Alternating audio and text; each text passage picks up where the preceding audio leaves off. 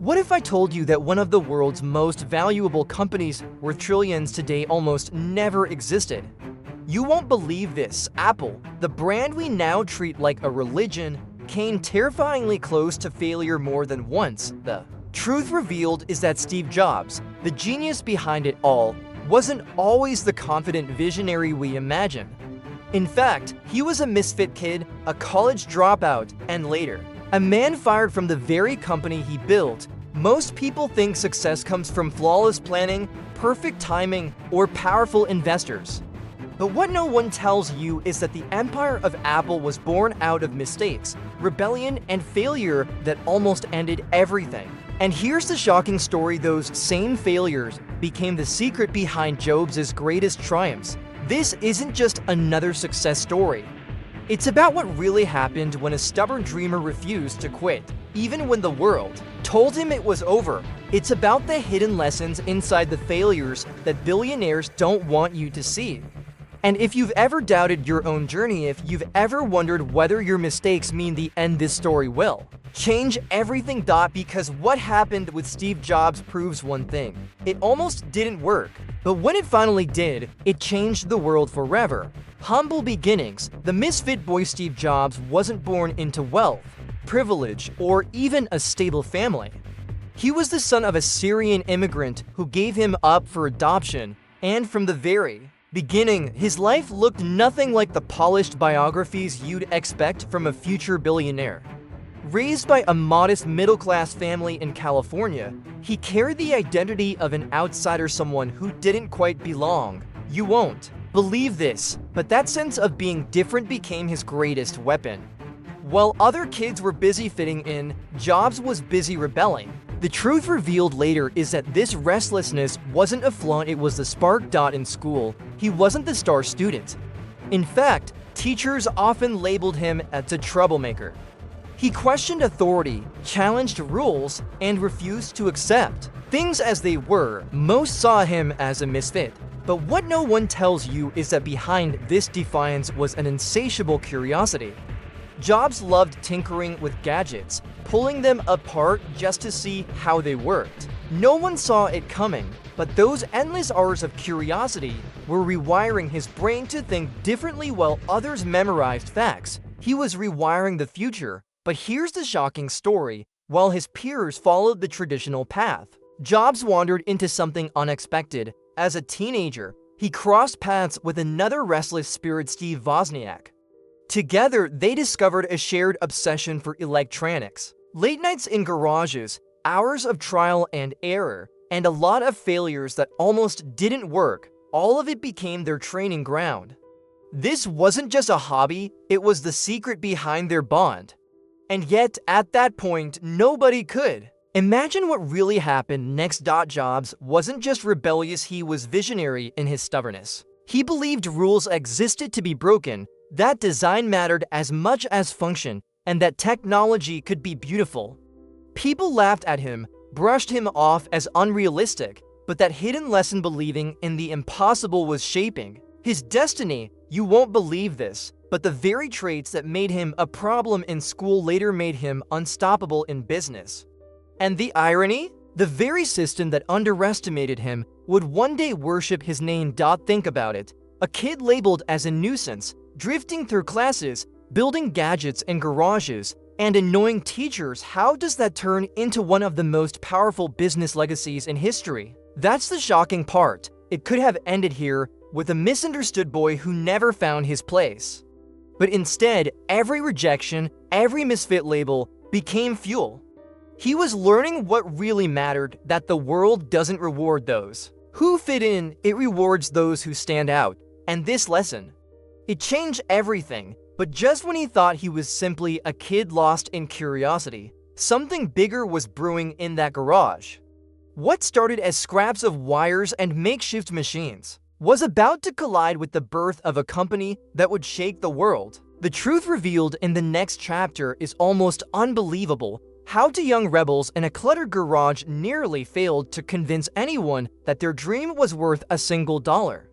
And that's where the story takes its first dramatic turn. The first spark, Apple's birth in a garage, was 1976. And what really happened next feels like something out of a movie. Steve Jobs and Steve Wozniak weren't sitting in a corporate office or pitching to Wall Street bankers. They were hunched over a cluttered garage in Los Altos, California.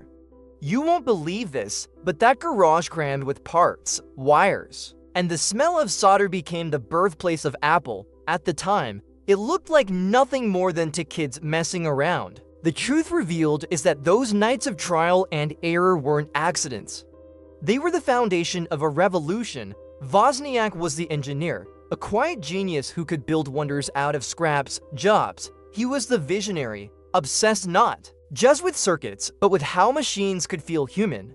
Together, they assembled the first Apple computers by hand, literally screwing in boards, painting casings, and boxing them up one by one. No one saw it coming, but this was the moment that technology left the labs and started walking into people's homes. And yet, at that point, investors laughed at the idea. Computers in living rooms, it almost didn't work. Jobs risked everything. He sold his Volkswagen bus. Wozniak sold his prized HP calculator. That was all the capital they had to desperate kids trading their most valuable possessions for a dream. Most people would have quit there, but what no one tells you is that this sacrifice forced them to treat every detail like it was life or death. If a board fried, they couldn't afford another. If a customer walked away, it could have ended here. The hidden lesson? Sometimes being broke forces you into a kind of genius billionaires later tried to replicate. And then came the shocking story. They landed their first big order, 50 Apple computers. Suddenly, this wasn't just a garage project, it was a business. But here's the twist: Jobs didn't have the money to build them. He had to beg suppliers to give him credit, promising he'd pay them back after the machines sold. Imagine that, a 21-year-old kid convincing professionals to hand over thousands in parts. You won't believe this, but somehow it worked.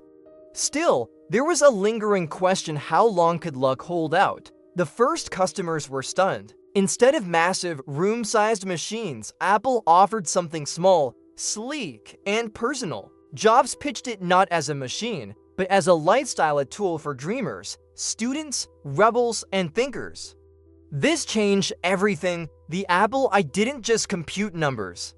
It whispered a new idea. Technology could belong to everyone. Yet, beneath the excitement, doubt was everywhere.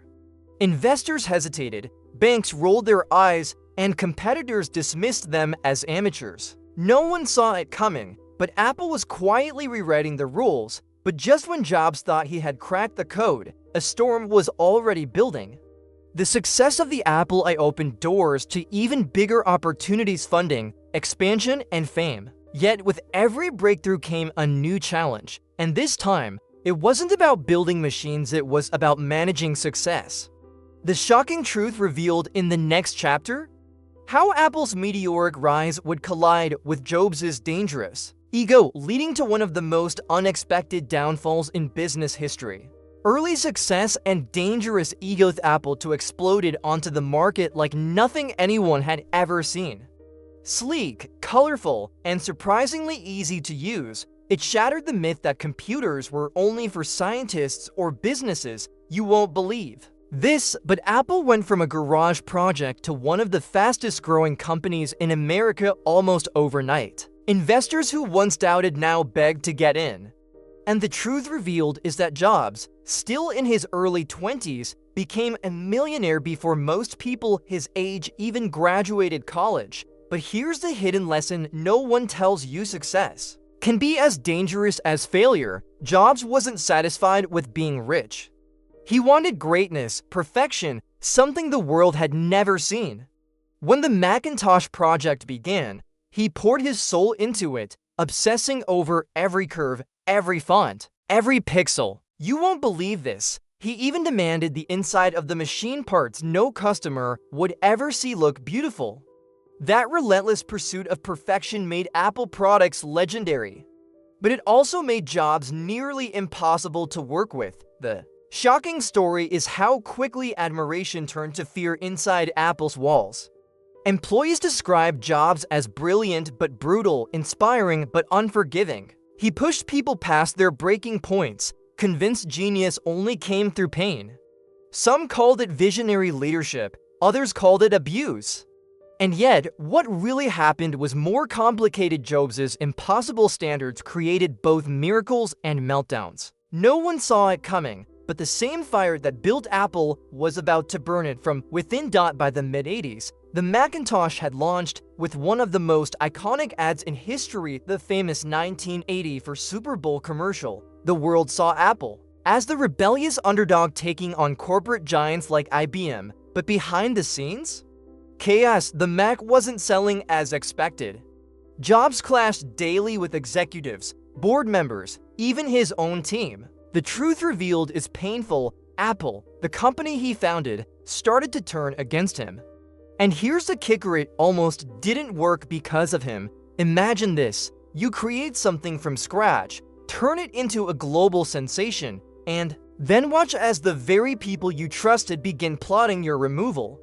That's exactly what happened to Jobs. His ego had grown as fast as his empire, and eventually, the board had enough. In a move that shocked the world, Apple forced him out of the company he built. Think about that, being fired from your own dream.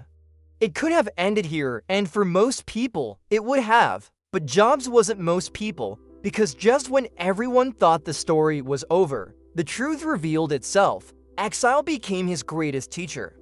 Being kicked out of Apple didn't kill his ambition, it rewired it. And in the next chapter, you'll see how a man stripped of everything created not one, but two companies that changed industries forever. What no one tells you is that failure wasn't his end, it was his rebirth. And what happened next? It's the twist nobody saw coming. Exile and reinvention. Hint: Steve Jobs was forced out of Apple. Many believed his story had ended. You won't believe this, but instead of fading into obscurity, he doubled down. He founded a new company, Next, determined to build computers so advanced they seemed like they came from the future. The truth revealed is that Next never sold in massive numbers, but its technology quietly shaped the foundation of modern computing. It almost didn't work yet. That failure carried the hidden lesson that would one day save Apple itself. But Jobs didn't stop there. In 1986, he purchased a struggling graphics division from Lucasfilm for just $10 million. Almost no one saw it coming, but this small team of animators would soon transform into Pixar. At the time, Hollywood had no faith in computer animation. Studios laughed at the idea of making a full-length animated film with digital characters. Jobs, however, believed in the impossible. He poured in money, years of patience, and relentless faith. What really happened next changed entertainment forever. In 1995, Pixar released Toy Story, the first fully computer-animated feature film. The shocking story.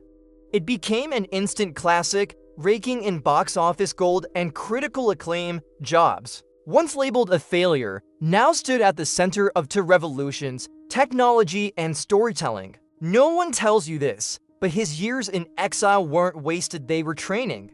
While the world thought he was losing, he was actually learning the art of branding, narrative, and how to create emotional connections that went far beyond machines. And here's the kicker: while Next struggled financially, its software contained the secret behind the future of Apple. Its advanced operating system would later become the core of macOS, the backbone of every Mac, iPhone, and iPad today. Imagine that the company that failed was secretly holding the DNA of Apple's rebirth. It could have ended here, with Jobs remembered as the man who almost made it. But fate was about to pull him back onto the stage in a way nobody saw coming. Think about it: stripped of power, rejected by his own creation, Jobs learned how to blend technology with storytelling. Pixar taught him how to move hearts. Next taught him how to build the future. You won't believe this, but his greatest ideas weren't born in Apple, they were sharpened in exile. That's the hidden lesson people miss. Sometimes your downfall is the training ground for your comeback. Jobs' exile wasn't punishment, it was preparation. And just when he seemed farthest from the empire he built, Apple was collapsing without him. Sales plummeted, innovation stalled, and bankruptcy loomed. The truth revealed is that Apple needed Jobs more than ever, but no one could have predicted what really happened next. The misfit boy, the exiled visionary, was about to return not as an employee, but as the savior of the company that once cast him out. And this return, it changed everything. The shocking return. From failure to savior by the mid-90s, Apple was a sinking ship. Once hailed as a pioneer, the company was bleeding cash, losing market share, and struggling to survive. You won't believe this, but Wall Street analysts openly predicted its death. The truth revealed is that Apple was just months away from bankruptcy. Desperate, the board turned to the very man they once expelled. Steve Jobs, the misfit founder, returned in 1997 this time, not as an idealistic kid, but as a hardened visionary forged in exile. His first moves shocked everyone. Jobs slashed projects, cut costs, and killed products that didn't serve a clear purpose. Entire teams saw their work vanish overnight. It almost didn't work. Critics accused him of destroying the company faster. But hidden in those ruthless cuts was a plan: simplify, focus, and rebuild from the ground up. Jobs didn't want Apple to do everything. He wanted Apple to do a few things so well that no one could ignore them. And that secret behind it all, design. Then came the turning point, the iMac. Jobs unveiled it in 1998, and no one saw it coming. The machine was colorful, playful, and unlike anything else on the market. Instead of beige boxes, Apple offered translucent candy-colored computers that looked alive. You won't believe this, but people lined up just to see them in stores. The shocking story? A computer, something once seen as dull and technical, suddenly became fashionable. That single product pulled Apple back from the brink of collapse. The hidden lesson here is powerful. Jobs understood that success isn't only about technology, it's about emotion. The iMac wasn't just a machine, it was a statement. It told customers, owning this means you're different. That branding, that emotional connection, changed everything. And here's what no one tells you. Billion-dollar companies today still chase this formula, but Jobs had cracked it decades ago. What really happened was more than a product launch, it was a cultural reset. Investors were stunned, Apple's stock rebounded, customers returned, and suddenly, the company that almost died was back on the map. Jobs' return wasn't just about saving Apple, it was about reinventing it. You won't believe this, but the very traits that once got him fired, his stubbornness, his obsession, his refusal to compromise, were now exactly what made him the savior. The shocking irony, the board that once pushed him out now owed him everything. But this was just the beginning. Because as bold as the iMac was, Jobs had a vision far bigger than a single computer. What no one saw coming was that he wasn't trying to save Apple, he was preparing to change the world. And in the next chapter, the truth revealed will blow your mind. How a little white device in your pocket became the spark for a revolution that transformed music, media, and communication forever, and that it almost didn't work either. The revolution, changing the world. After the iMac revival, Jobs had the world's attention, but he wasn't done. You won't believe this. His next move wasn't just about computers, it was about culture.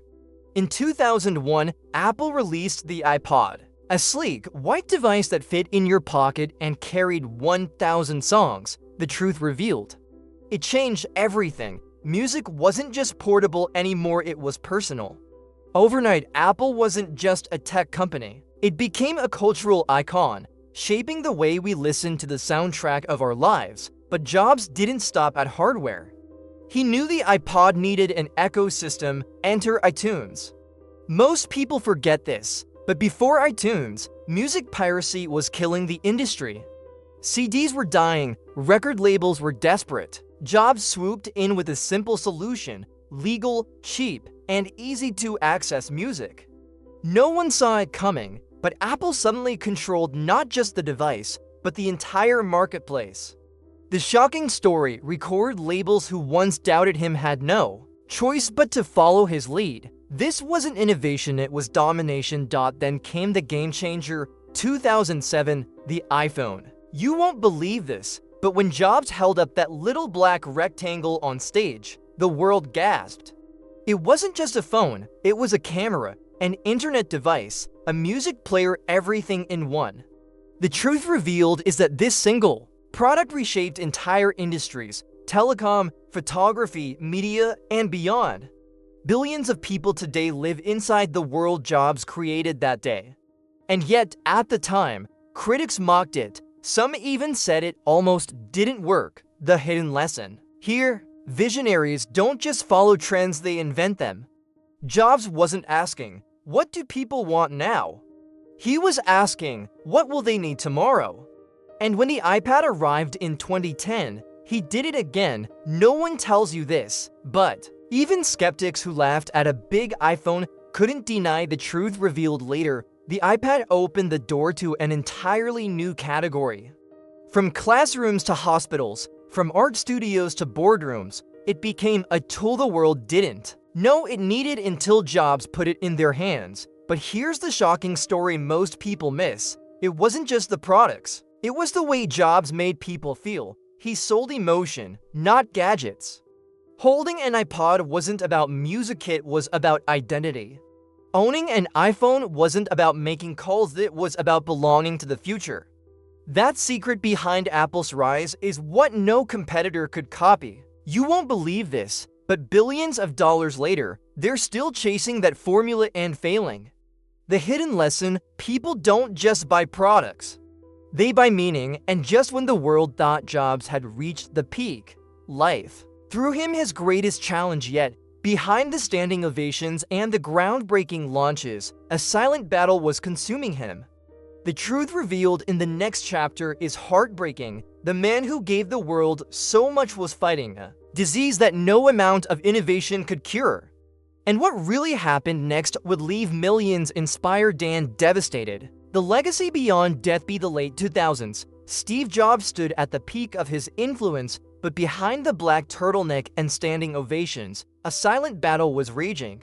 You won't believe this. In 2003, Jobs was diagnosed with a rare form of pancreatic cancer. The truth revealed is that he delayed surgery at first, hoping alternative treatments might save him. That decision almost didn't work, and it bought time, but not much.